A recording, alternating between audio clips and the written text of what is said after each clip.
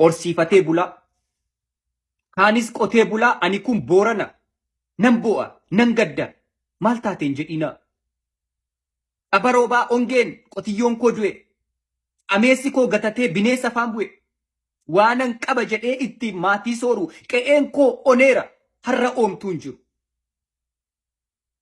Jiruun koo daakamee abdiin qabu badee ni yaadattuu laata gaafan ittiin qotu akka qotiyyootti mucaa koo camadee walakkaan ni boossu himimmaan buuftanii kaanis naaf gadditu hidhii naaf xuuxxanii booyichi na olchaaree du'a xobbee kiyyaa mala naaf hin tuuree maal godhu yaa biyyaa.